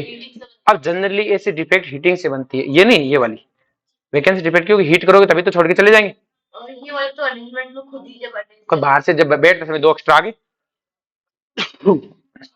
बोलो कोई दिक्कत है। नेक्स्ट होना बेटा आयनिक डिफेक्ट, कौन सी है बेटा, कि आयनिक डिफेक्ट क्या होता है आयनिक डिफेक्ट दो तरह की होती है, एक होती है शॉर्टकी, एक होती है फ्रैंकल, क्लियर है, तो शॉर्टकी और फ्रैंकल की बात करते हैं कि क्या होता है। अब है आयनिक, ये क्या है बेटा, स्टोइकियोमेट्री अब भी रहनी चाहिए। अब जो कंफ्यूजन हो जाता है शॉर्टकी और फ्रैंकल में, शॉर्टकी का मतलब क्या होता है, शॉर्ट होना, क्या होना बेटा, वैकेंसी में भी शॉर्ट था, इसमें भी कुछ शॉर्ट हो गया, क्या हो गया बेटा, अब ये आइंस है, तो एक केटाइन चला गया, उसको देखा देखी एक केटाइन चला गया, उसके देखा देखी एक एनाइन भी चला गया, तो ये कुल मिला के वैकेंसी डिफेक्ट ही तो है, आयनिक की है तो इसके शॉर्ट की, क्या इसमें भी डेंसिटी डिक्रीज होगी, किससे डेंसिटी डिक्रीज होगी, क्लियर है, बोलो कोई दिक्कत है। अब अपना Frenkel defect, Frenkel defect interstitial defect जैसा नहीं है, कि सर कैसे, इसमें बाहर से कोई नहीं आया, बाहर से कोई नहीं, लेकिन कोई केटाइन, कि सर केटाइन ही क्यों, अगर मैं सिंपल सी कहानी एक बॉक्स लूं, उसमें फुटबॉल और क्या बोलते क्रिकेट की बॉल को अरेंज करके रखूं, बॉक्स को सेक करूंगा तो बीच में कौन जाएगा, क्रिकेट की बॉल जाएगी, क्लियर है, तो जैसे इसमें से सिंपल सी कहानी एक ए प्लस है, छोटी साइज का है, वो क्या आ गया, अपनी जगह छोड़ के बीच में आ गया, कहां पे आ गया, इंटरस्टिशियल साइड पे आ गया, तो क्या बेटा इसमें एक इंटरस्टिशियल डिफेक्ट बोल सकता हूं इसे मैं, बीच में आया तो इंटरस्टिशियल डिफेक्ट हो गया, और वैकेंसी बने तो इससे क्या मैं वैकेंसी डिफेक्ट भी बोल सकता हूं, लेकिन मैं इसको ऑल ओवर डीलोकलाइजेशन डिफेक्ट बोल दूं, कि कुछ नहीं हुआ डीलोकलाइजेशन, इंटरस्टिशियल में तो बाहर से आया था, उसमें इंटरस्टिशियल में क्या हो रहा था, बाहर से आ रहा था, इसमें बाहर से कोई नहीं आया, वैकेंसी भी बनी लेकिन बाहर कोई नहीं गया, मतलब डीलोकलाइजेशन हो गया, क्या हो गया, तो क्या इस डीलोकलाइजेशन से डेंसिटी बदलेगी क्या, इससे डेंसिटी, बोलो कोई दिक्कत है। जनरली फ्रैंकल डिफेक्ट तब देखा गया जब केटाइन की साइज छोटी होती है, छोटी साइज वाला बीच में जाएगा, और ये तब होती है बेटा जब साइज बराबर होती है, साइज क्या होती है, ऑलमोस्ट सेम, और ये फिक्स रेशियो नहीं है। अब तुम्हें क्या करना है, इनके एग्जाम्पल दिए इन दोनों के, शॉर्टकी और फ्रैंकल के, क्लियर है, कि ये एनसीईआरटी में लिखे हुए हैं, ये शॉर्टकी के और ये शॉर्टकी के और ये फ्रैंकल के, कुछ एग्जाम्पल कॉमन है, वो याद होने चाहिए, आप जब इसको घर पे लिखोगे तो एनसीईआरटी साइड में खोल के एनसीईआरटी से वो एग्जाम्पल भी लिखोगे, क्योंकि एग्जाम्पल बहुत इंपॉर्टेंट है बेटा, क्लियर है, साइज वाला पंगा नहीं है, कई बार ऑलमोस्ट नियर बाई साइज में भी चले जाए, हीट करने पे जाते हैं ना, क्लियर है, और हो सकता है सीट कर छोटी साइज के बीच में भी आ जाए, क्लियर है, ये फिक्स रेशियो वाली बात है, ये स्टेटमेंट है, एग्जाम्पल इंपॉर्टेंट है भाई, दोनों दिखा रहा है सिचुएशन बन रही है, ठीक है, ये जनरल बाई स्टेटमेंट है, ये क्या है बेटा, जनरल है स्टेटमेंट, लेकिन कोऑर्डिनेशन नंबर वाला, इसमें ज्यादा होना चाहिए, इसमें कम होना चाहिए, हां कोऑर्डिनेशन नंबर इसमें ज्यादा होना चाहिए, इसमें कम होना चाहिए, मतलब इसमें इस डिफेक्ट को होने के लिए कोऑर्डिनेशन नंबर ज्यादा होना चाहिए और इसको होने के लिए कम होना चाहिए, ये भी होता है कंडीशन, कोऑर्डिनेशन नंबर वाला उल्टा नहीं बोल गई क्या, देखते हैं नेक्स्ट वन है बेटा नॉन स्टोइकियोमेट्रिक डिफेक्ट, कौन सी है बेटा, नॉन स्टोइकियोमेट्रिक डिफेक्ट देखो क्या होती है बेटा, कि यहाँ अब की बार स्टोइकियोमेट्री फॉलो करने की कोई जरूरत है, ये नहीं कि एक केटाइन जा रहा है तो एक एनाइन भी जा रहा है, ऐसा कोई पंगा नहीं है। इसमें अपन सबसे पहले पढ़ेंगे मेटल एक्सेस डिफेक्ट।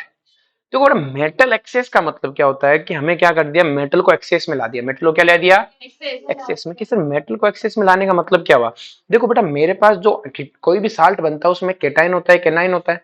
जो केटाइन है वो कहां से आता है, कि सर केटाइन मेटल से आता है, और एनाइन कहां से आता है, नॉन मेटल से।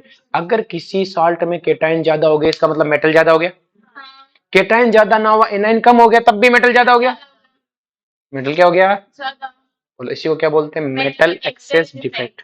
मतलब क्या हुआ कि देखो जब हमारा क्रिस्टल बन रहा था तो कोई एनाइन अपनी जगह आया ही नहीं, कोई एनाइन अपनी जगह आया ही नहीं, कोई एनाइन तो अपनी जगह नहीं आया, लेकिन उसमें से एक इलेक्ट्रॉन क्या कर गया बेटा, सॉरी कोई एनाइन अपनी जगह आया नहीं, क्लियर है, सॉरी कोई एनाइन नहीं आया, कोई एनाइन अपनी जगह नहीं आया, उसकी जगह क्या आ गया, इलेक्ट्रॉन। जैसे अपने पास क्रिस्टल है कि ए प्लस ए प्लस ए प्लस ए प्लस बी माइनस, ऐसे केटाइन के आगे वैसे केटाइन नहीं होता, ठीक है, चारों ओर एनाइन होते, चारों ओर क्या होते हैं, ऐसे चारों ओर वैसे ए प्लस बी माइनस बी ए प्लस बी ऐसे आना चाहिए, लेकिन अपन ने थोड़ा अरेंजमेंट में लिख लिया, समझ में आ जाता है। अब थोड़ा ध्यान से, एक एनाइन अपनी जगह ही नहीं आया, एक एनाइन अपनी जगह आया नहीं। अब एनाइन एक अपनी जगह आया नहीं तो ऑफकोर्स क्या बोलते हैं, केटाइन ज्यादा हो गए, क्या हो गया, मेटल एक्सेस हो गया। लेकिन कोई भी साल्ट होता है वो न्यूट्रल होता है, क्या होता है, तो एनाइन तो नहीं आया, लेकिन एनाइन ने अपना इलेक्ट्रॉन ही छोड़ दिया, क्या छोड़ दिया बेटा, इस वेकेंट साइड में क्या छोड़ दिया, इलेक्ट्रॉन। और ये इलेक्ट्रॉन छोड़ दिया तो अब ये इलेक्ट्रॉन की वजह से ये न्यूट्रल हो गया बेटा, लेकिन न्यूट्रल तो हो गया, लेकिन ये इलेक्ट्रॉन फ्री इलेक्ट्रॉन है, कैसा इलेक्ट्रॉन है, और फ्री इलेक्ट्रॉन क्या करता है बेटा, फ्री इलेक्ट्रॉन है तो कंडक्टिविटी दिखाता है, क्लियर है, और फ्री इलेक्ट्रॉन पैरामैग्नेटिक है, ये नेचर पैरामैग्नेटिक है, और फ्री इलेक्ट्रॉन की वजह से क्या आता है, कलर। इसे फारबेंजेट या एफ सेंटर बोलते हैं, क्या बोलते हैं, एफ सेंटर।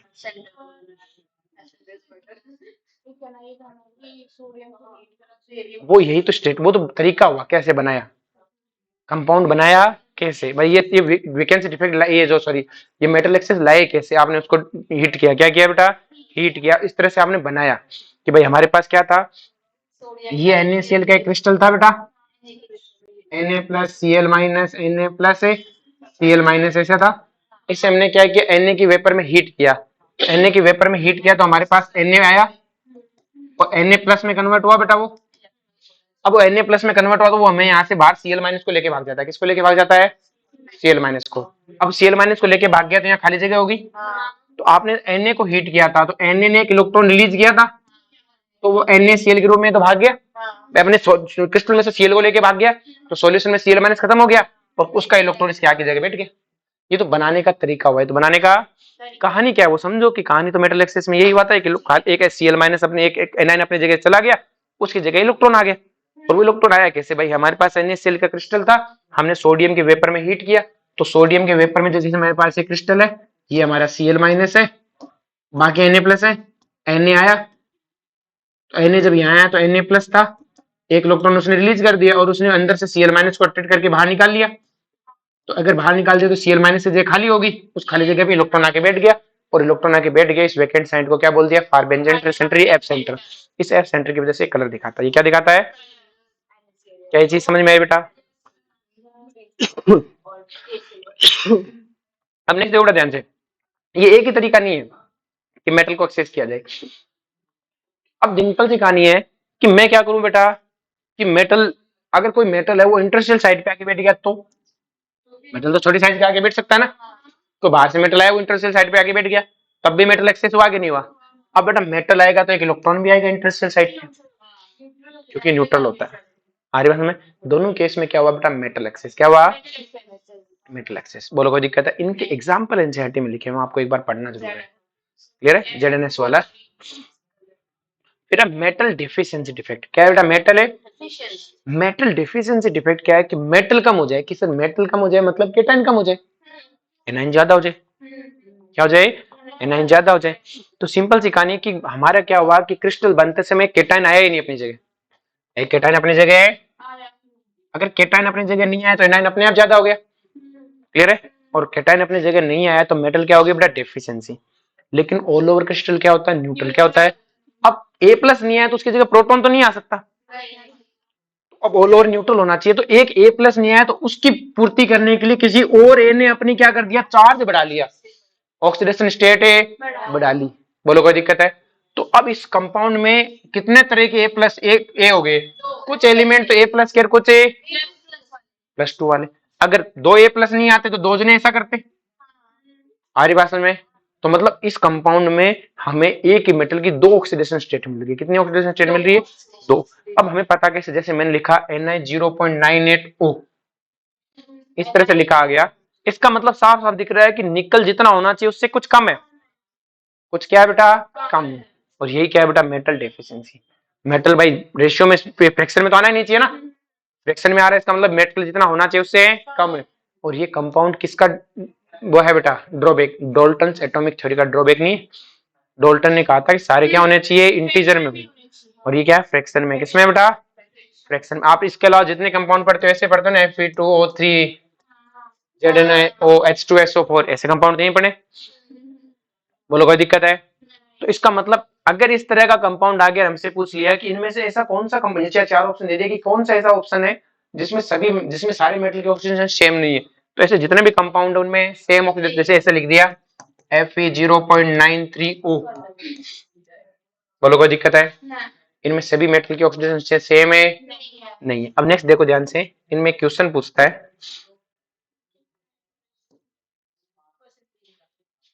हमें दे देता है कि जैसे Ni0.98O है, कहता है इसमें कितना निकल 2+ है और कितना निकल है 3+ है। क्लियर है। तो देखो सिंपल सी कहानी है, हमें पता है किसी भी जो साल्ट है उसमें जितना चार्ज ऑफ केटाइन होता है उतना चार्ज ऑफ एनाइन होता है। चार्ज क्या होता है बेटा, सेम होता है। चार्ज क्या होता है, सेम। अगर चार्ज सेम होता है तो सिंपल सी कहानी है, एक केटाइन का चार्ज, हमने कहा कि इसमें निकल 2+ और निकल 3+ दोनों होंगे, क्योंकि बेटा मेटल डेफिशिएंसी में दोनों होते हैं। कुछ निकल 2+ अपनी जगह चला गया तो कुछ निकल ने अपनी +3 कर ली थी। तो मैंने कहा निकल 2+ आपका x है, तो निकल 3+ कितना होगा बेटा, 0.93 माइनस x, सॉरी 98 है क्या, 98 माइनस बोलो कोई दिक्कत है। अब बेटा मुझे पता है कि केटाइन का चार्ज होता है उतना एनाइन का चार्ज सेम होता मॉड्यूलस में। तो कितने ऑक्सीजन है आपके पास, एक ऑक्सीजन का चार्ज है -2। तो अगर एनाइन का चार्ज -2 तो केटाइन का कितना होना चाहिए, +2। तो मैं क्या कहूंगा कि चार्ज ऑफ केटाइन +2 है, वो किसके इक्वल होगा बेटा, क्या बेटा, ध्यान से, अपने पास +2 है तो अपन क्या लिखेंगे बेटा,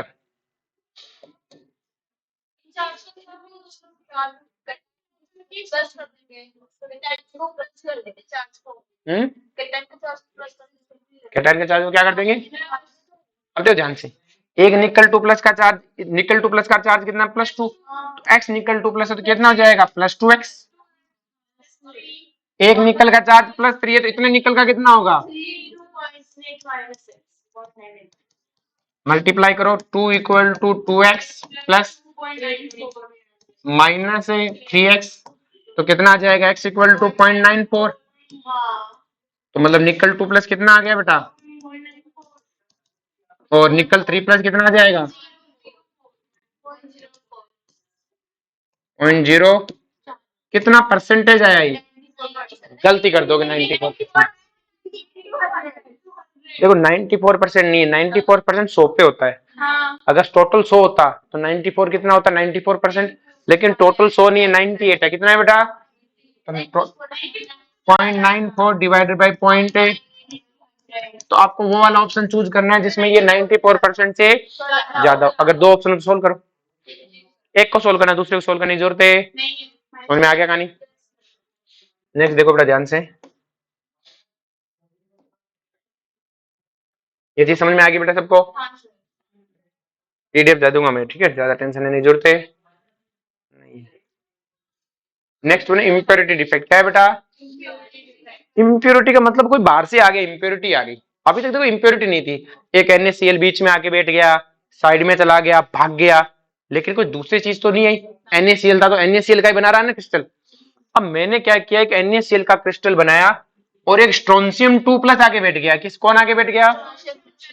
अब देखो स्ट्रोंशियम +2 आ रहा है, तो सिंपल सी कहानी, एक स्ट्रोंशियम आएगा तो कितने Na+ को बाहर फेंक देगा? 2 को। ये इंप्योरिटी हुई बेटा। अब 2 को तो वो बाहर फेंक ही फेंक रहा है, ध्यान से समझो, बैठ किसी एक जगह ना, तो इसका मतलब साथ में एक वैकेंसी भी जनरेट कर रहा है। क्या जनरेट कर रहा है? वैकेंसी भी।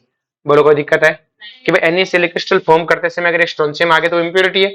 लेकिन अब क्वेश्चन क्या आता है कि यहाँ पे जब एक स्ट्रोंशियम आया तो हमसे क्वेश्चन पूछता है कितने Na+ चले गए? दुगने। कितनी वैकेंसी जनरेट हुई? बराबर। जितने स्ट्रोंशियम आएगा उतनी वैकेंसी जनरेट कर देगा। बोलो कोई दिक्कत है? अगर एक एल्यूमिनियम +3 आता तो रे कितने सोडियम प्लस चले जाते? एक आता 3 को ले जाता। अब कितनी वैकेंसी जनरेट करता? क्योंकि एक जगह तो वो बैठता और बाकी 2 खाली रहती। तो मुझसे कहा था कि एक एल्यूमिनियम 3 × 10⁻⁴% आया है, तो कितनी वैकेंसी जनरेट करेगा? 6 × 10⁻⁴%। और वैल्यू पूछता तो परसेंटेज में 1/100 लिख देता। बोलो कोई दिक्कत है? स्ट्रोंशियम वाले केस में जितना स्ट्रोंशियम है उतनी वैकेंसी जनरेट करेगा। कितने सोडियम प्लस? दुगनी। एल्यूमिनियम प्लस किसको पढ़ना, एक एल्यूमिनियम प्लस आने पे कितने सोडियम गए? 3 गुना। एक पोटेशियम प्लस आने पे कितनी वैकेंसी जनरेट होगी? कोई वैकेंसी नहीं होगी, क्योंकि जितना Na+ जाएगा उतना ही K+ आएगा, बराबर आएंगे, वैकेंसी तो नहीं आनी कोई। बोलो कोई दिक्कत है? आगे समझ में? ये नेक्स्ट वन है टाइप्स ऑफ क्रिस्टल। क्या है बेटा? Types of crystal. ठीक है, ध्यान से देखो टाइप्स ऑफ क्रिस्टल क्या, ध्यान से सुनो कि अपने पास जो अपन ने पढ़ा है वो क्रिस्टल क्यूबिक पढ़ा है। क्या पढ़ा है बेटा? क्यूबिक। क्या पढ़ा है? क्यूबिक। आ रही बात समझ में? और भी तो टाइप ऑफ क्रिस्टल होते हैं हमारे पास, टोटल 7 तरह के क्रिस्टल है। कितने तरह के क्रिस्टल है? 7 तरह के। तो आप याद कर लो, CT और HMT, CT और HMT, बस पर्दे से लिख दे रहा हूं CT और HMT। कैसे भी याद? OR CT OR HMT, या और बोल दो CT और HMT। बोलो कोई दिक्कत है? अब C का मतलब क्या है? क्यूबिक। T का मतलब है टेट्रागोनल। O का मतलब है ऑर्थोरोम्बिक। R का मतलब है, H का मतलब है हेक्सागोनल। M का मतलब है, T का मतलब है ट्राइगोनल। अब ध्यान से देखो, हमें एज लेंथ बात करनी है। किसकी बात करनी है? तो देखो ध्यान से, बहुत आसान है, आप ऐसे याद रखो, A = B = C। याद रह गया? A = B = C। बोलो कोई दिक्कत है? फिर देखो ध्यान से, पहले में याद रखिए, अपन उधर चलते हैं, साथ साथ में उधर से लिखते रहते हैं ताकि तुम्हें थोड़ा सा याद होता जाए। अपना ट्रिक क्या थी बेटा? CT और क्लियर है?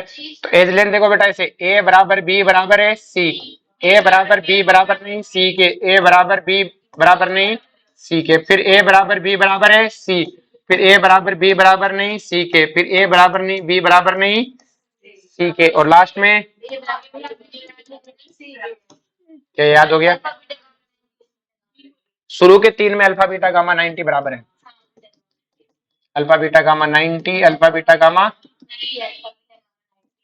Alpha beta gamma, beta gamma बराबर है, लेकिन 90 के बराबर है नहीं है। फिर अल्फा बीटा 90 गामा 120, फिर क्या है बेटा? अल्फा गामा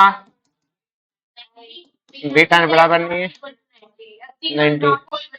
अब कोई बराबर है, याद हो गया? हमसे क्वेश्चन पूछता है ट्राइक्लिनिक के लिए कौन सी कंडीशन सही है, मोनोक्लिनिक के लिए कौन सी कंडीशन सही है। बोलो कोई दिक्कत है? ये क्या हो गया भाई?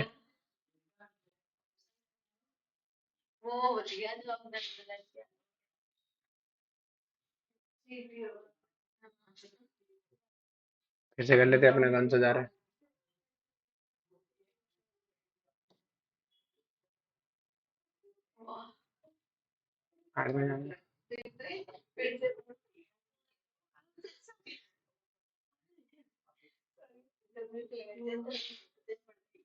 हरी बात में, अब थोड़ा ध्यान से ये चीज सबको याद हो जाए। अब हमसे एक क्वेश्चन पूछता है कि इनमें से सबसे ज्यादा अनसिमेट्रिकल कौन सी है? ट्राइक्लिनिक कौन सी है बेटा? ट्राइक्लिनिक। सुरेंद्र सेव नहीं करना, सेव करने के चक्कर में बहुत पीछे जाना पड़ता है। पेन से ही कर लेंगे नॉर्मल, अपने को कौन सा जा रहा है। ठीक है, जो ट्राइक्लिनिक है बेटा वो क्या है बेटा? सबसे ज्यादा अनसिमेट्रिकल। सबसे ज्यादा अनसिमेट्रिकल कौन सी है? ट्राइक्लिनिक। सबसे ज्यादा अनसिमेट्रिकल है, कोई बराबर है नहीं है।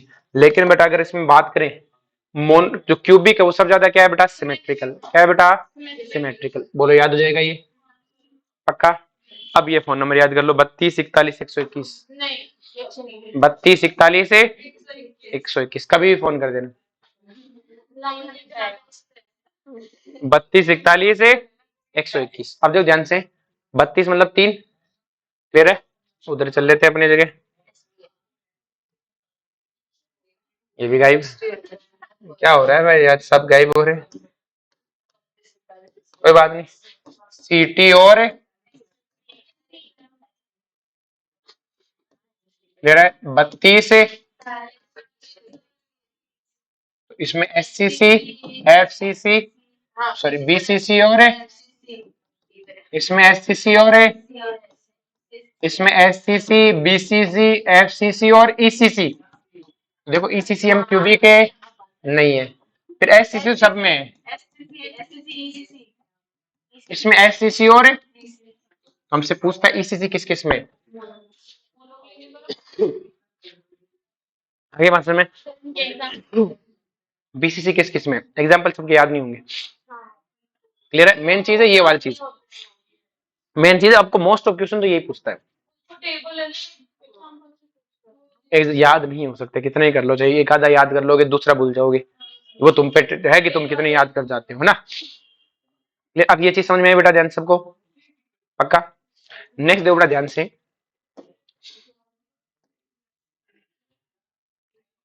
अब बेटा ये टोटल अगर आप इनको काउंट करके देखो कितना है, ये यूनिट सेल टोटल टाइप कितनी? तो 14, हमारे पास 14 तरह की यूनिट सेल होती है और 7 तरह के क्रिस्टल। तो इनको क्या बोलते हैं बेटा अपन? बोलो कोई दिक्कत है? नहीं।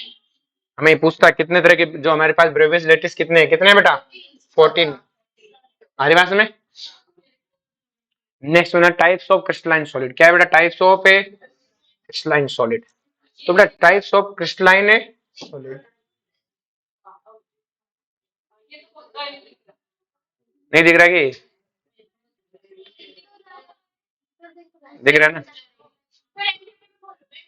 अरे यहीं से थोड़ा अच्छा है। अब जो टाइप्स ऑफ क्रिस्टलाइन सॉलिड की बात करें तो हमसे क्वेश्चन आता है, सबसे पहले सबने आता था आयनिक सॉलिड। क्या आता है?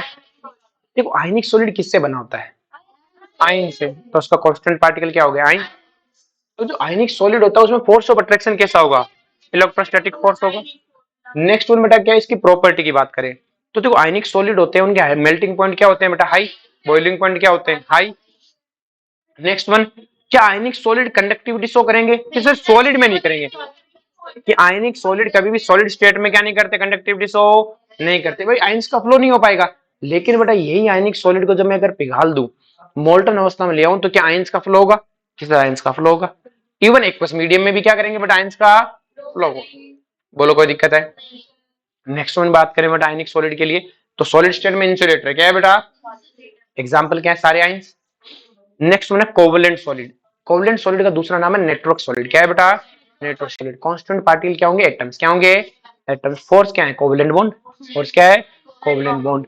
अब इसके अंदर बेटा इनके मेल्टिंग पॉइंट और बॉइलिंग पॉइंट इनके भी बहुत हाई होते हैं। क्लियर है? लेकिन बेटा ये कंडक्टिविटी शो नहीं करते, लेकिन ग्रेफाइट करता है। कोवलेंट सॉलिड में ऐसा कौन सा ऐसा क्वेश्चन आ जाता है कि एक ऐसा सॉलिड है जो क्या बोलते हैं, जो कोवलेंट है लेकिन इलेक्ट्रिविटी शो करता है? कौन है? ग्रेफाइट। कौन है? ग्रेफाइट। तो इसके एग्जांपल क्या है? Graphite, diamond, silicon carbide, quartz, ये सब इसके एग्जांपल हैं। अब देखो ध्यान से, डायमंड होता है ना बेटा, वो हीट का कंडक्टर नहीं होता है, सॉरी इसका इलेक्ट्रिसिटी का, लेकिन हीट का बहुत अच्छा कंडक्टर होता है। किसका कंडक्टर होता है? हीट का। और डायमंड किसका होता है? सॉरी ग्रेफाइट किसका होता है? इलेक्ट्रिसिटी। एग्जांपल आपको बताइए। Metallic solid. मेटलिक सॉलिड में एटम क्या होंगे? एटम के एटम बॉन्ड क्या होंगे? Metallic bond. मेटलिक बॉन्ड्स होंगे। इनके भी मेल्टिंग पॉइंट और बॉइलिंग पॉइंट बहुत है हाई, लेकिन ये सॉलिड और मोल्टन दोनों में क्या दिखाएंगे? कंडक्टिविटी। अब क्वेश्चन आता है कि एक ऐसा सॉलिड है, एक ऐसा क्रिस्टलाइन सॉलिड है जो सॉलिड फॉर्म में भी कंडक्टिविटी शो करता है, मेटलिक सॉलिड। अरे आयरन वायरन के जितने बने सब।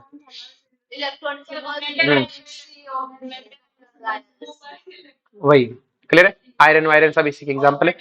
नेक्स्ट बना बेटा मोलिकुलर सॉलिड। क्या है बेटा? मोलिकुलर सॉलिड वो होते हैं जिनके मोलिक्यूल ही पार्टिसिपेट करते हैं। क्या करते हैं? मॉलिक्यूल, एटम नहीं, मोलिक्यूल कॉन्स्टिट्यूएंट पार्टिकल होता है। क्लियर है? जैसे हमारे पास है बेटा आइस। क्या है बेटा? आइस के अंदर जब बनती है ना सॉलिड तो उसमें H2O होता है। कौन रिस्पॉन्सिबल है? H2O। ऑक्सीजन H2 नहीं, पूरा H2O रिस्पॉन्सिबल होता है। क्लियर है? लेकिन आइस जो सॉलिड है उसमें कैसा बॉन्ड होता है? Hydrogen bonding. क्लियर है? HCl सॉलिड है, उसमें कौन सा होता है बेटा? Dipole, dipole attraction. और I2 सॉलिड में लंदन फोर्सेस होते हैं। ये इनके जो मेल्टिंग पॉइंट, बॉइलिंग पॉइंट बहुत कम होते हैं। मोलिकुलर सॉलिड फौरन पिघल जाते हैं क्योंकि इनके जो बॉन्ड होते हैं वो सेकेंडरी बॉन्ड होते हैं। कैसे बॉन्ड होते हैं? Secondary bond. बोलो कोई दिक्कत है? नेक्स्ट ना conduction of electricity in metal. Clear है? अब कौन से तो लिख तो दिया ना। अब नेक्स्ट बेटा conduction in electricity in metals. Metals में कंडक्टिविटी क्या आती है? अब फिजिक्स में पढ़ा दिया होगा तुमको, ये पढ़ा दिया ना। चलो फिर आगे। इंसुलेटर, सेमीकंडक्टर क्या होते हैं? Electron rich type, electron N type, doping वोपिंग सब पढ़ा दी। क्लियर है? अपन सीधे आते हैं बेटा सीधे डायमैग्नेटिक्स। ठीक है? मैग्नेटिक मोमेंट को मैग्नेटिक फील्ड में रखने पे कितना घूमता है वो, म्यू उससे वैल्यू निकाल लेते हैं। अब लोग ध्यान से, इसको भी ये भी मैग्नेटिक मोमेंट जनरेट करता है ना मैग्नेटिक फील्ड में, क्योंकि इसका खुद भी ये तो इलेक्ट्रॉनिक सर्कल में घूमता है तो इलेक्ट्रिसिटी जनरेट करता है, तो इसका भी मैग्नेटिक फील्ड बना कि नहीं बना? क्लियर है? Bohr magneton. अब सुन ले चलिए, क्वेश्चन आता है डायमैग्नेटिक क्या है। तो देखो ध्यान से, डायमैग्नेटिक क्या है कि कोई भी चीज जिसमें सारे इलेक्ट्रॉन पेयर्ड है वो डायमैग्नेटिक है। सारे इलेक्ट्रॉन पेयर्ड है वो क्या है? डायमैग्नेटिक है। क्या याद हो गया? सारे इलेक्ट्रॉन पेयर्ड हुआ तो डायमैग्नेटिक, सारे इलेक्ट्रॉन पेयर हुआ तो डायमैग्नेटिक। तो देखो बड़ा ध्यान से, सारे इलेक्ट्रॉन पेयर होने क्या होते, क्या बोलोगे? डायमैग्नेटिक। क्या ये डायमैग्नेटिक याद हो गया? सारे इलेक्ट्रॉन कैसे हैं बेटा? पेयर्ड। कैसे हैं? पेयर्ड फॉर्म में। ये डायमैग्नेटिक है। कौन है बेटा? नेक्स्ट वन आता है पैरामैग्नेटिक। कुछ इलेक्ट्रॉन अनपेयर्ड होने चाहिए, मैंने सारे अनपेयर्ड है, कुछ अनपेयर्ड होने चाहिए। टोटल 10 है तो 8 हो गए, 9 हो गए, ये कुछ में ही है। टोटल 10 है तो चल 5 हो गए, 6 हो गए, 7 हो गए। सारे अनपेयर्ड है? जरूरी नहीं है। बोलो कोई दिक्कत है? नहीं, होने ही नहीं चाहिए सारे अनपेयर्ड, कुछ होने चाहिए। कुछ का मतलब कंप्लीट अनपेयर्ड है नहीं होने चाहिए। हमारी भाषा में तो उसे क्या बोलते हैं? पैरा। पैरा के बाद 3 वर्ड आते हैं, फेरो, एंटी और लास्ट में कौन आता है? फेरी। फेरोमैग्नेटिक क्या होता है बेटा? इन तीनों में एक चीज फिक्स था कि सारे अनपेयर्ड होंगे। फेरोमैग्नेटिक में सारे अनपेयर्ड, एंटी फेरोमैग्नेटिक में सारे, और फेरीमैग्नेटिक में भी सारे। तीनों में सारे अनपेयर्ड होंगे, सारे के सारे अनपेयर्ड। एक भी पेयर्ड है इसमें सारे अनपेयर्ड होंगे, ये बात तो फिक्स हो गई। अब सारे अनपेयर्ड तो है लेकिन सबकी स्पिन सेम होगी, या तो सारे अबव होंगे सारे बिलो होंगे। सारे अनपेयर्ड लेकिन सबकी स्पिन है सेम। बोलो कोई दिक्कत है? एंटी में सारे अनपेयर्ड लेकिन आधे अप तो आधे डाउन। Fix fix. 5 तो नहीं आएगा ना, आएगा तभी बोलेंगे। क्लियर है? और फेरी में क्या है कि सारे अनपेयर्ड लेकिन कुछ अप कुछ डाउन, बराबर में अप डाउन नहीं। तो इन दोनों में डिफरेंस क्या है कि इसमें आधे अप तो आधे डाउन, इसमें कुछ अप तो कुछ बराबर में नहीं, लेकिन सारे अनपेयर्ड। सारे क्या तीनों चीज समझ में? सारे अनपेयर्ड सब एक स्पिन के साथ तो फेरो, आधे अप आधे डाउन तो, और ये कुछ अप कुछ डाउन लेकिन अनपेयर्ड तो सारे यहाँ पर भी। तो लास्ट वाले तीनों में एक चीज तो श्योर है, सारे अनपेयर्ड है। इसमें कुछ अनपेयर्ड है, इसमें कोई अनपेयर्ड है। अब जब बेटा इनको मैग्नेटिक फील्ड में ले जाते हैं ना, तो जिनका स्पिन जीरो नहीं होता उन्हें मैग्नेटिक फील्ड अट्रैक्ट करता है। उन्हें मैग्नेटिक फील्ड क्या करता है? अट्रैक्ट। और जिनका जीरो होता है उन्हें मैग्नेटिक फील्ड रिपेल करता है। इनमें डिफरेंस है। तो मैग्नेटिक फील्ड अट्रैक्ट किन्हें करता है? जिनकी स्पिन जीरो, ये सब लिखा नोट्स में तो मैं तुम्हें दे दूंगा। क्लियर है? तो जिनकी स्पिन जीरो नहीं होती उन्हें क्या करता है, मैग्नेटिक फील्ड अट्रैक्ट करता है, क्या करता है, और जिनकी स्पिन जीरो होती है उन्हें क्या करता है, रिपेल करता है। ये चीज तो क्लियर होगी। अब देखो ना ध्यान से, रिपल्सन में भी दो चीजें होती है। अब एक बच्चा होता है जिसमें दिमाग ही नहीं है, जिसमें दिमाग ही, तो घर वाले से कहते हैं पढ़ लिया कर यार, पर ज्यादा धमका देने की, फिर कोई कहता है यार पढ़ता नहीं है, ही नहीं बेचारे के पास दिमाग। घर वाले यही कहते हैं ना कि बेटा इसके पास दिमाग नहीं है, कुछ और कर लेगा, पढ़ नहीं सकता ही, मतलब उस पर ज्यादा गुस्सा नहीं करते, नहीं यार इसका पढ़ाई में चलता ही नहीं है, पर ये कहता तो यार पढ़ लिया अगर बोर्डम कुछ तो। लेकिन ऐसा नहीं है कि उसको फोर्स करते हैं। लेकिन एक बच्चा जिसके पास दिमाग है लेकिन वो पढ़ता नहीं है, लेकिन वो पढ़ता, तो घर वालों से कोट कुटा देते हैं कि पढ़ता नहीं है बे, दिमाग दिया फिर भी पढ़ता नहीं, मौत तो उसी की आती। अब देखो बड़ा ध्यान से कि जो डायमैग्नेटिक है वो बच्चा है जिसमें बड़ा दिमाग ही नहीं है, इसमें दिमाग ही, ये दिमाग ही नहीं है मतलब इसके पास अनपेड इलेक्ट्रॉन ही नहीं है। तो इसकी क्या गलती कि इसका स्पिन जीरो है, भाई इसकी स्पिन जीरो है, क्या सर इसकी स्पिन जीरो, लेकिन इसकी कोई गलती है क्या बेटा, क्यों, क्योंकि बेटा इसके पास अनपेड इलेक्ट्रॉन ही, तो ये रिपेल तो होगा, क्योंकि जिसकी स्पिन जीरो वो रिपेल होगा, स्पिन तो इसकी भी जीरो है, क्योंकि आधे हफ्ते आधे डाउन, तो इसमें दिमाग था, स्पिन अनपेड इलेक्ट्रॉन था ना, दिखा सकता था ना अपनी स्पिन, लेकिन दिमाग था लेकिन पढ़ता, तो ये क्या होगा, हाईली रिपेल, ये कम रिपेल, लेकिन रिपेल तो दोनों है। बोलो कोई दिखे, ये वो है जिसमें दिमाग था लेकिन पढ़ता, ये वो जिसमें दिमाग है ही नहीं, क्या मेरा तो इतना ही दिमाग। नेक्स्ट में देखो बड़ा ध्यान से, नेक्स्ट में पैरा में, अब देखो बेटा पैरा में क्या है बेटा, इसके पास कुछ अनपेड इलेक्ट्रॉन है, और जिनके पास अनपेड इलेक्ट्रॉन होते हैं वो अट्रैक्ट होते हैं, क्या होते हैं बेटा, तो ये क्या होगा, अट्रैक्टेड। अब फेरो में तो स्पीड मैक्सिमम होगी, तो ये हाईली अट्रैक्टेड है, ये क्या है बेटा, हाईली अट्रैक्टेड है, और इसमें भी बेटा हमें पता है स्पिन जीरो तो नहीं होनी, तो ये भी क्या है, अट्रैक्टेड, क्या है बेटा। अब क्वेश्चन आता है पैरा और इसमें, इन दोनों में से ज्यादा अट्रैक्टेड कौन है, भाई ये तो हाईली अट्रैक्टेड हो गया इन दोनों में, तो ये क्या कहेगा कि देखो मेरे पास थोड़ा सा दिमाग था, फिर भी देखो मैंने दिखाया, इसके पास तो दिमाग था फिर भी मर रहा है, इसको तो पूरा दिखाना चाहिए था ना, ये फेरो बन सकता था लेकिन ये फेरो नहीं बना, तो ये कम अट्रैक्ट होगा, ये ज्यादा, ये कम सुविधाओं में भी इसने ज्यादा करने की कोशिश की, इसके पास सुविधाएं तो पूरी थी कि सारे अनपेड तो दिखा था, फेरो बनता, भाई हम कहते तू तो टॉप कर सकता था, ले रहे अच्छा, आगे बात समझ में,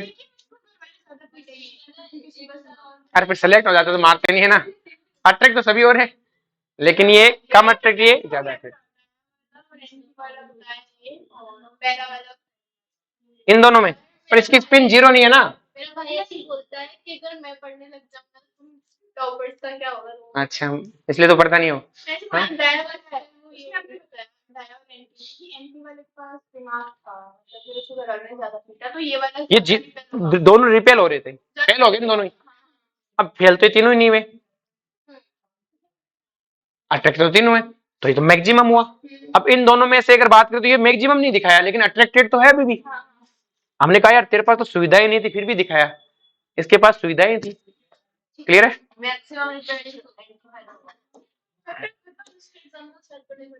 हाँ जी एग्जाम्पल्स तो याद करने पड़ेंगे, चलो जी।